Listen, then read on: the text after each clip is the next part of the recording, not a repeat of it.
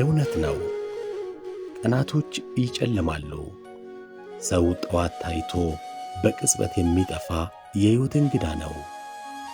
ትናንት ብቻውን በስልክ እያወራን አማን በርታ ሥራህን እያየሁ ነው፣ መልካምነት ለራስ ነው ብሎኝ የነበረው ድምፅ ዛሬ በሞት ስቱዲዮ ውስጥ ባስተጋባ ቀሪ ንግግርነት ተቀይሯል። ዛሬ ስለ አንድ ሰው ሳይሆን ስለ አንድ ተቋም፣ ስለ አንድ ሕያው መጽሐፍ እየተናገርኩኝ ነው። ከቦንጋ ወደ ጅማ በመኪና ያሽከረከረ በስልክ ያናገረኝ ያ ድምፅ የመጨረሻው የፍቅርና የምክር ድምፅ መሆኑን ያወቅኩት ገና ዛሬ ነው።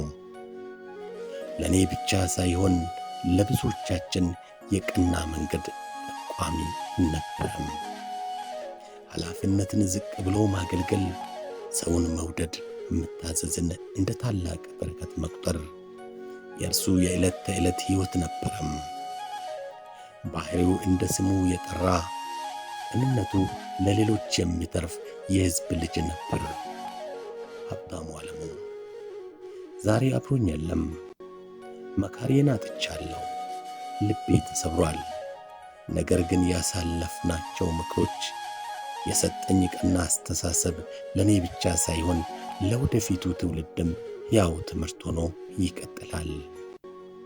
ውድ ወንድሜ፣ ያገለገልክበት ሕዝብ፣ የኖርክበት መስሪያ ቤት፣ የገነባኸው በጎ ስም ዛሬ የክብር ምስክር ናቸው። በጉዞ ላይ የዘራኸው መልካምነት ባልተዘራበት ቦታ ሁሉ ፍሬ ያፈራ ይኖራል። ነፍሲ በሰላም ትረፍ። አንተ የሄድክበት የዘላለም ሰላም ይሁንልህ።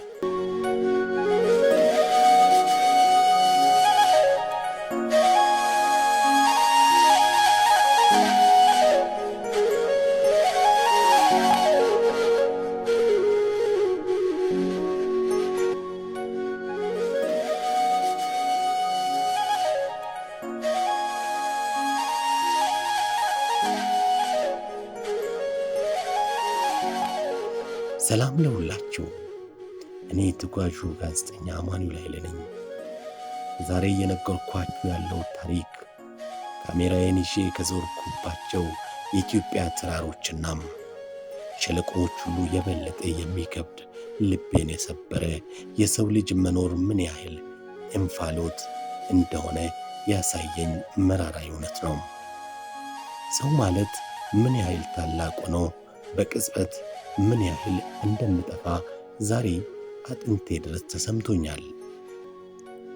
ጠዋት ተያይተን ማታ የለንም። ንግግር ጀምረን መጨረሻው በረቀቀ ዓለም ይዘጋል። ፈጣሪ የወደደውን አደረገም። እኛ ግን ያንን ታላቅ ሰው የመካሪዎች ሁሉ አውራ ሀብታሙ ዓለሙን በሞት ተነጠቀን። ሀብታሙ ስሙ እንደ ሥራው እንደ ልቡም ሰፊ ነበሩ። እርሱ ለሳይለም ወረዳ የነበረው ፍቅር፣ በወረዳ ዋና አስተዳዳሪነት ዘመኑ የሠራቸው የልማት አሻራዎች ለዛሬው የደቡብ ምዕራብ ኢትዮጵያ ሕዝቦች ክልል ጸጥታ ቢሮ ምክትል ቢሮ ኃላፊነት መሠረት ነበሩ።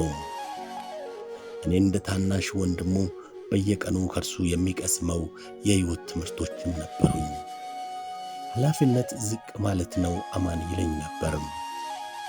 በማዕረግ አትኩራራ፣ በምትሠራው ሥራ እንጂ እያለ ሲመክረኝም ነበርም።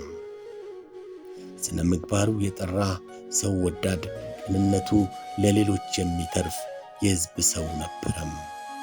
ያ ሰው ዛሬ በአካል የለም። ትናንት ነበር። አዎ ትናንት ነበረም። በትክክል ትናንት ከቦንጋ ወደ ጅማ መኪና እያሽከረከረ ሳለ እንደ ሁልጊዜው ስልክ ደወለልኝ። ድምፁ እንደ ወትሮው በረታች፣ በራስ መተማመን የተሞላ ነበር። አማን በርታ፣ ሥራህን እያየው ነው። አንተ የዚህ ትውልድ ድምፅ ነህ።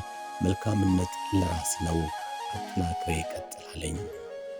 እኔ ሞኙ ያ የመጨረሻው የምክር ቃል እንደሆነ አላወቅኩም ነበርም።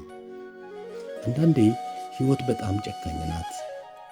የመጨረሻውን ቃል የምንለዋወጠው ደህና ሁን እንኳ ሳንባባል ነው። ያንን ድምፅ ስዘጋው የሕይወቴ አንድ ትልቅ መጽሐፍ እንደተዘጋ አላወቅኩም ነበርም።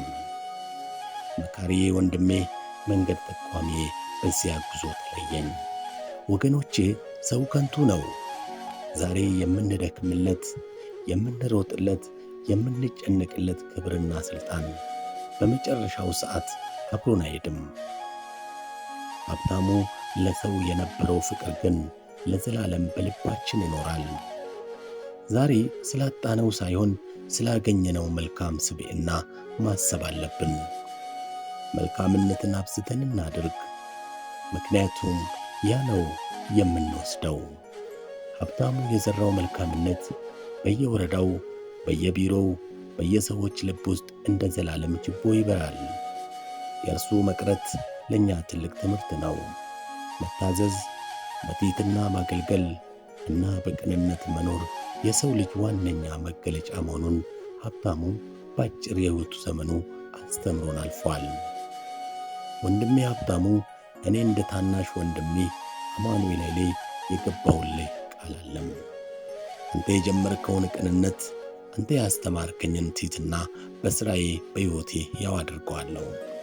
ስሜህን በየቦታ ይጠራለሁ። ሥራህን በእኔ ሥራ ውስጥ ይንጸባረቃል። ነፍሲ በሰላም ትረፍ። ፈጣሪ ለቤተሰቦቼ፣ ለወዳጅ ዘመዶቼና ላገለገልከው ሕዝብ ምስጋናትን ይስጥ።